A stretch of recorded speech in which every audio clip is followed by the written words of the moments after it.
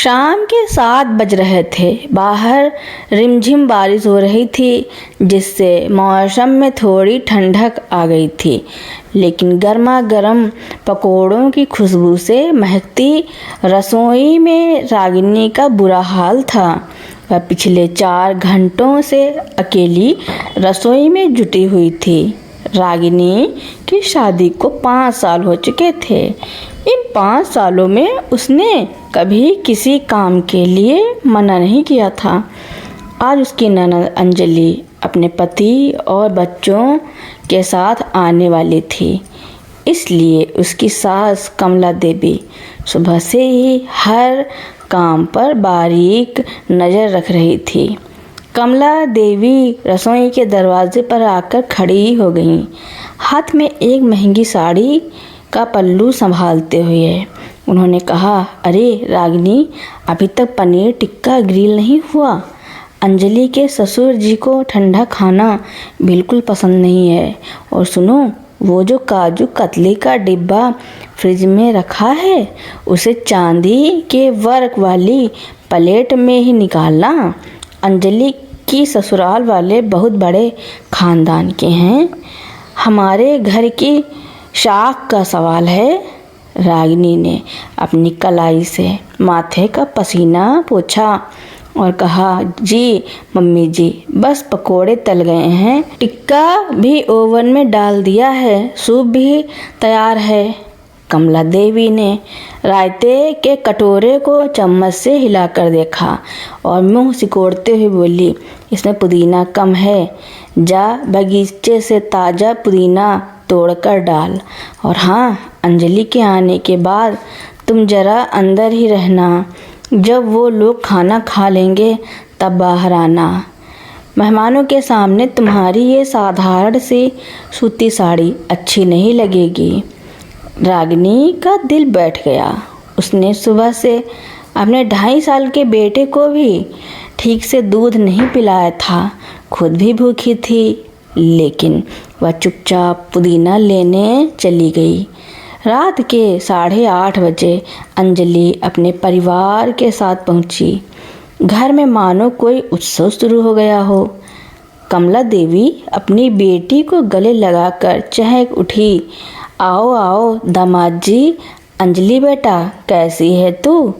कितनी थकी हुई लग रही है। वहाँ ससुराल में लोग तुझसे बहुत काम करवाते हैं क्या? अंजलि ने सोफे पर पसरते हुए शिकायत भरे लहजे में कहा, क्या बताऊं मम्मी, वहाँ तो सुबह उठते ही आफत आ जाती है। सासू माँ कहती है कि सुबह का नाश्ता बहू को ही बनाना चाहिए। मेरी तो पीठ में दर्द रहने लगा है। मैं कोई नौकरानी थोड़ी हूँ। तभी अंजलि की सास मालती जी ने हंसते हुए कहा, अरे बहन जी, बहू तो घर की रीढ़ होती है, काम नहीं करेगी तो कैसे चलेगा। वैसे आपकी बहू रागिनी कहाँ है? जब से आए हैं दिखी नहीं। कमला देवी ने बात को संभालते हुए तुरंत कहा, अरे मालती जी, रागिनी को तो मैंने आराम करने भेजा है। ये जो सारा खाना बना है वो सब मैंने ही अपनी देख रेख में बनवाया है। रागिनी को तो ठीक से मसालों का अंदाज़ा भी नहीं है, सब मैंने ही सिखाया है। आखिर माँ हूँ, बेटी बहू में फ़र्क नहीं करती। रसोई के कोने में खड़ी रागिनी की आंखों में आंसू आ गए। सुबह 6 बजे से लेकर अब तक एक एक सब्जी उसने काटी थी, मसाले उसने पीसे थे और उसकी सास दिन भर टीवी देख रही थी। अपनी पूरी मेहनत का श्रेय इतनी आसानी से किसी और को लेते देख उसका स्वाभिमान आहत हो गया। तभी रागिनी का पति नितिन अंदर आया और बोला, रागिनी, जरा सबको टेबल पर खाना सर्व कर दो और हाँ, मेरे लिए जरा ब्लैक कॉफ़ी बना देना, सिर दर्द है। रागिनी जब खाना लेकर बाहर आई तो मालती जी ने पनीर का टुकड़ा मुंह में रखते हुए कहा, बहन जी, सब्जी में नमक थोड़ा तेज़ है। लगता है बहू का ध्यान खाने में कम कहीं और ज़्यादा था। कमला देवी ने तुरंत रागिनी को घूरते हुए डांटा। कितनी बार कहा है रागिनी कि जब खास मेहमान आए तो नमक मिर्च चख लिया कर। जा दूसरी बिना नमक की ग्रेवी बना कर ला इसके लिए, और ये बर्तन जल्दी समेट, यहाँ बिखरे अच्छे नहीं लगते। नितिन चुपचाप फ़ोन चलाता रहा। उसने अपनी पत्नी के पक्ष में एक शब्द भी नहीं कहा। रात को जब सब मेहमान चले गए तो में एक अजीब सा सन्नाटा पसर गया। अंजलि अपने पुराने कमरे में जाकर सो चुकी थी। रागिनी रसोई में बर्तनों का पहाड़ साफ कर रही थी। तभी नितिन वहाँ आया और बोला, रागिनी, सुबह जरा 5 बजे जगा देना, मुझे क्लाइंट्स के साथ गोल्फ खेलने जाना है, और मेरी सफ़ेद शर्ट प्रेस कर देना। रागिनी ने हाथ में पकड़ा हुआ जूना सिंक में पटका और नितिन की तरफ मुड़कर कहा, नितिन, क्या तुम्हें सच में नहीं दिखा कि आज मम्मी जी ने सबके सामने क्या किया? उन्होंने मेरी दिन भर की मेहनत को अपना बता दिया और विमला जी के तंज कसने पर मुझे ही डांट दिया। क्या तुम्हें एक बार भी नहीं लगा कि तुम्हें अपनी पत्नी का साथ देना चाहिए? नितिन ने चिढ़कर कहा, यार रागिनी, तुम हर छोटी बात का बतंगड़ बना देती हो। मम्मी ने अगर अंजलि के ससुराल वालों के सामने थोड़ा अपना नाम बढ़ा लिया तो क्या बड़ी बात हो गई? आखिर वो इस घर की बड़ी हैं। तुम हमेशा झगड़े का बहाना ढूंढती हो। मुझे सोने दो। नितिन पैर पटकता हुआ कमरे में चला गया। रागिनी वहीं रसोई के फर्श पर बैठ गई।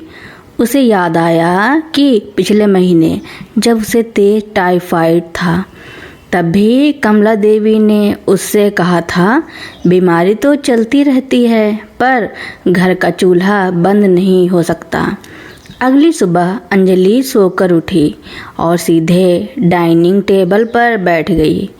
भाभी, नाश्ते में एवोकाडो टोस्ट बनाना, मैं आम पराठा नहीं खाती, रागिनी ने कहा। अंजलि, घर में एवोकाडो नहीं है, पोहा या उपमा बना देती हूँ। कमला देवी तुरंत चिल्लाई, तुझे पता था कि मेरी बेटी आने वाली है तो पहले से सामान लाकर क्यों नहीं रखा? जा अभी सुपरमार्केट जा और लेकर आ। तब तक क्या मेरी बेटी भूखी बैठी रहेगी? रागिनी चुपचाप चप्पल पहनकर तेज धूप में सामान लेने निकल गई। जब वह वापस आई तो उसने देखा कि अंजलि अपनी माँ से कह रही थी, मम्मी, जब मेरी ननद घर आती है ना तो मैं एक कप चाय भी नहीं बनाती। मैं साफ कह देती हूँ कि मैं थक गई हूँ, लेकिन यहाँ आकर कितना सुकून है। कमला देवी ने हंसकर कहा, बिल्कुल बेटा, बेटी तो लक्ष्मी होती है, उसे आराम मिलना ही चाहिए। बहू का तो काम ही है सेवा करना। 3 दिन बाद रागिनी के पास उसके पिता का फ़ोन आया। उनके रोने की आवाज़ आ रही थी। रागिनी बेटा, तुम्हारी माँ को अचानक दिल का दौरा पड़ा है, हम उन्हें सिटी हॉस्पिटल ले जा रहे हैं। डॉक्टर कह रहे हैं कि स्थिति बहुत गंभीर है। रागिनी के पैरों तले जमीन खिसक गई। वह कांपती हुई कमला देवी के पास गई।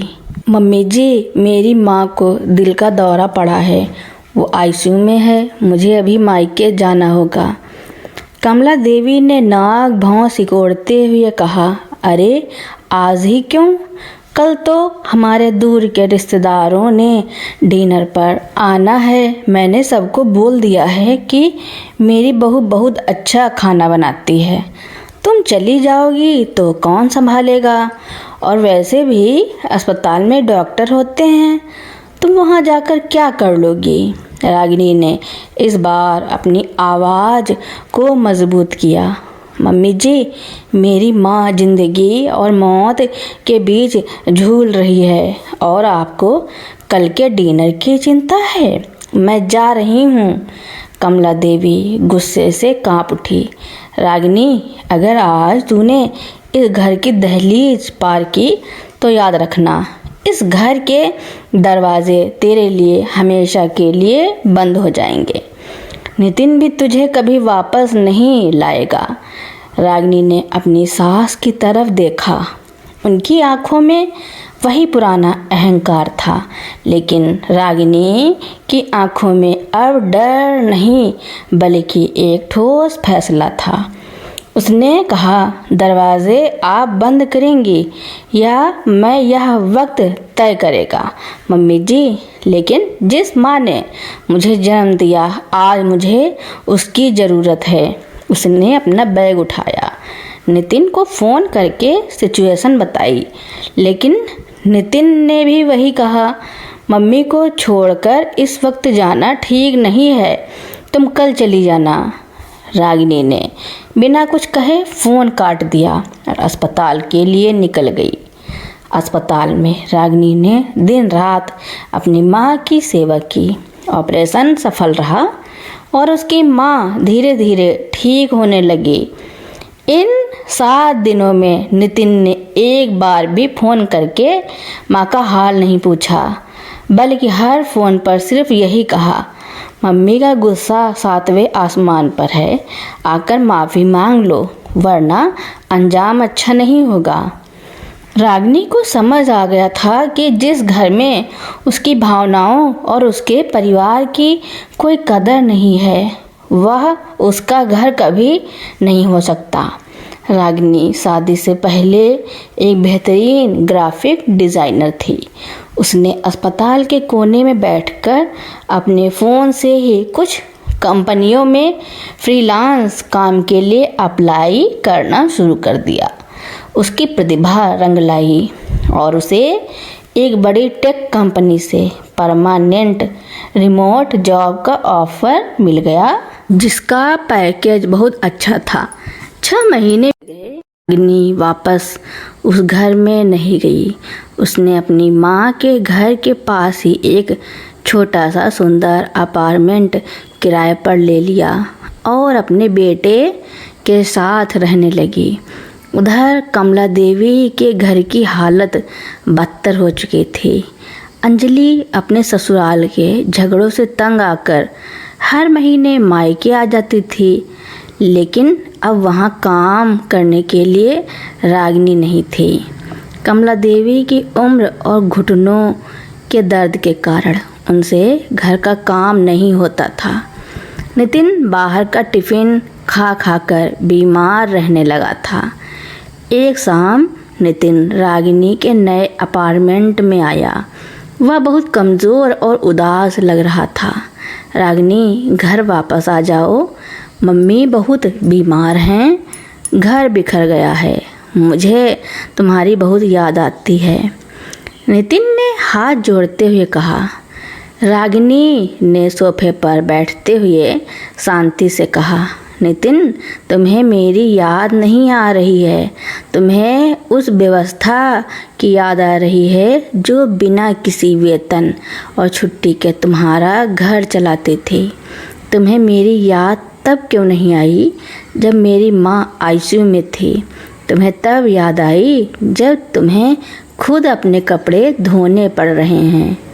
नितिन ने गिड़गिड़ाते हुए कहा, मैं मम्मी को समझाऊंगा। रागिनी, तुम जैसी रहोगी वैसे ही रहने देंगे। रागिनी ने मुस्कुराते हुए जवाब दिया। नितिन, बदलाव परिस्थितियों के दबाव में नहीं बल्कि एहसास से आता है। तुम आज भी सिर्फ अपनी सहूलियत के लिए मुझे बुला रहे हो, मेरे सम्मान के लिए नहीं।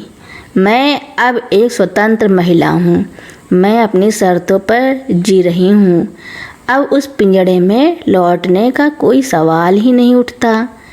नितिन चुपचाप सिर झुकाए वहाँ से चला गया। खिड़की से बाहर देखते हुए रागिनी ने एक गहरी और ठंडी सांस ली। आसमान में डूबते सूरज की लालिमा इस बात का प्रतीक थी कि हर ढलती शाम के बाद एक नई और उजली सुबह जरूर आती है। उसने ना कहना सीख लिया था और ज़िंदगी ने उसे उसका खोया हुआ आसमान लौटा दिया था।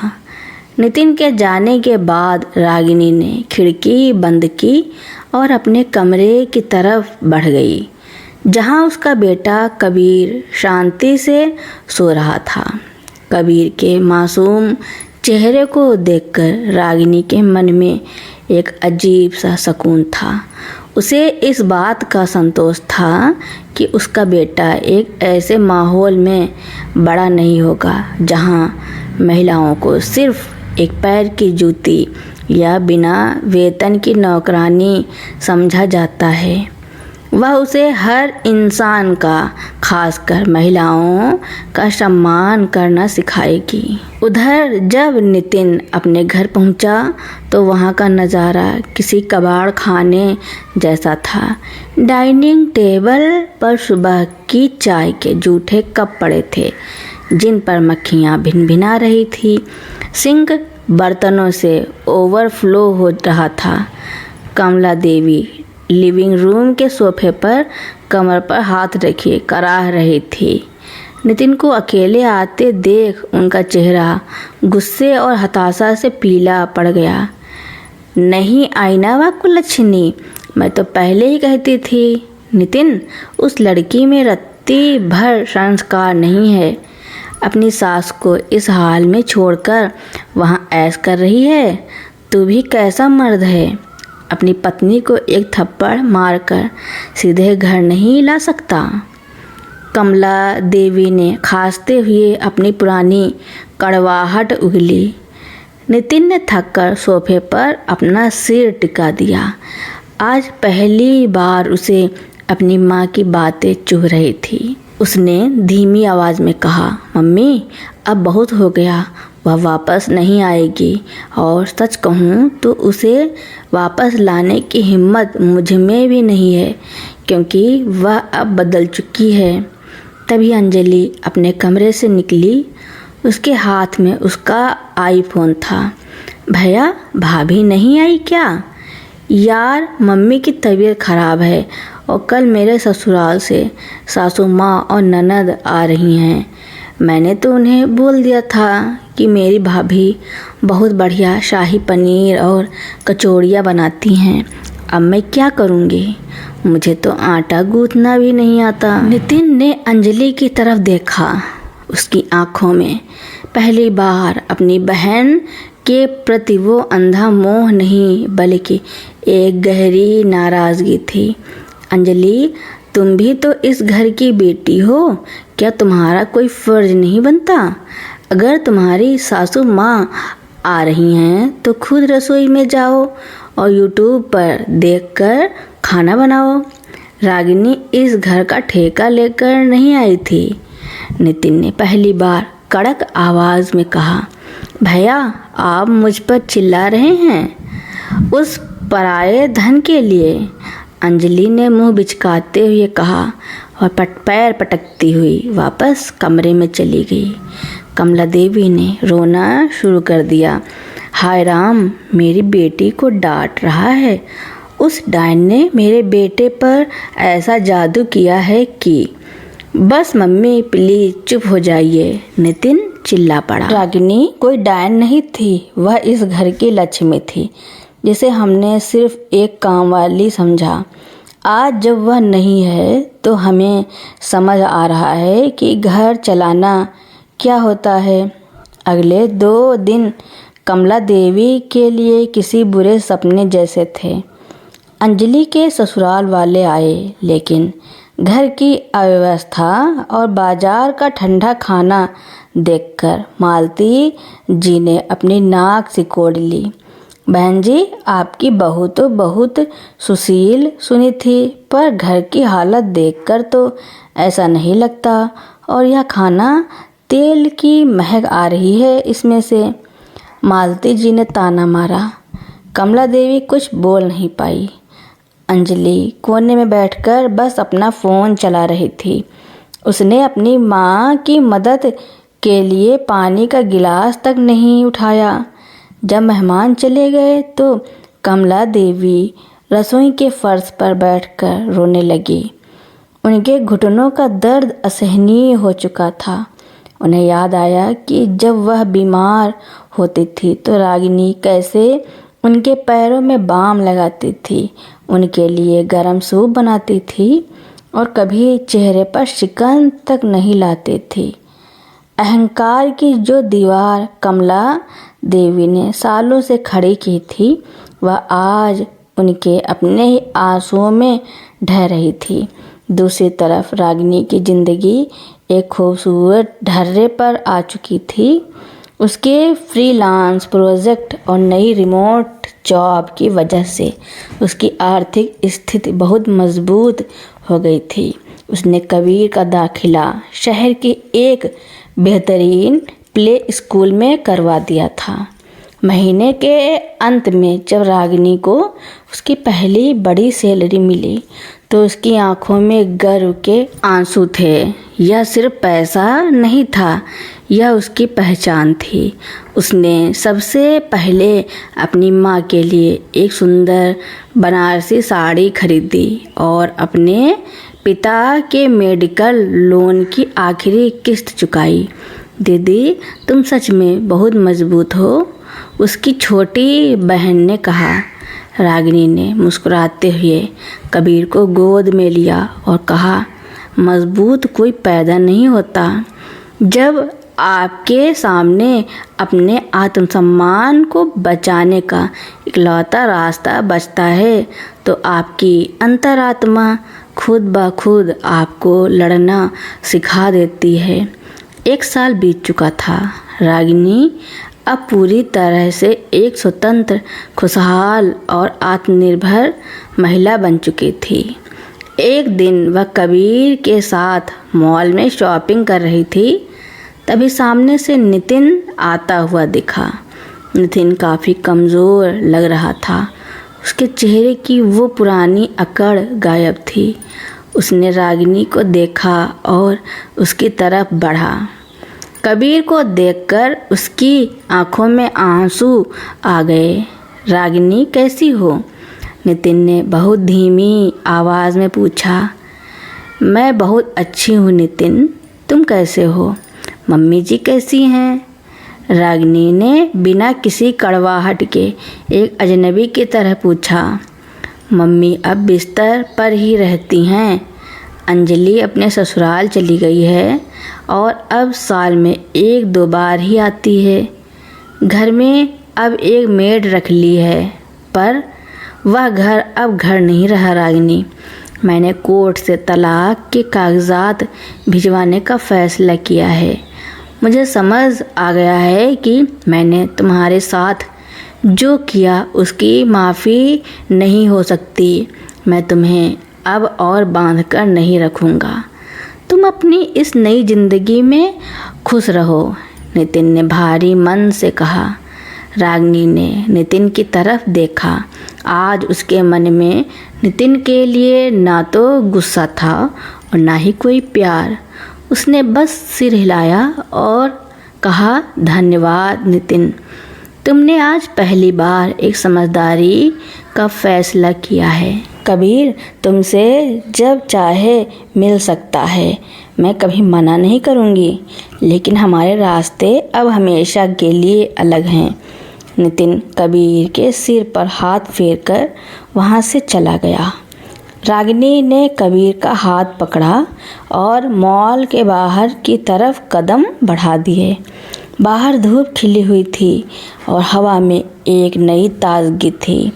रागिनी ने आसमान की तरफ देखा और मुस्कुरा दी। वह समझ गई थी कि समाज चाहे बेटी और बहू के लिए कितने ही अलग कानून क्यों न बनाए, लेकिन जब एक औरत खुद के लिए खड़ी होती है तो वह अपनी तकदीर का कानून खुद लिखती है। तो दोस्तों, मेरी स्टोरी सुनने के लिए आपका बहुत बहुत धन्यवाद। ऐसे ही नई नई स्टोरियाँ सुनने के लिए मेरे चैनल को लाइक, कमेंट, शेयर, सब्सक्राइब एवं बेल आइकन का बटन दबाना न भूलना, ताकि मेरी नई नई स्टोरियाँ आप तक पहले ही पहुँचती रहें। Thank you for watching.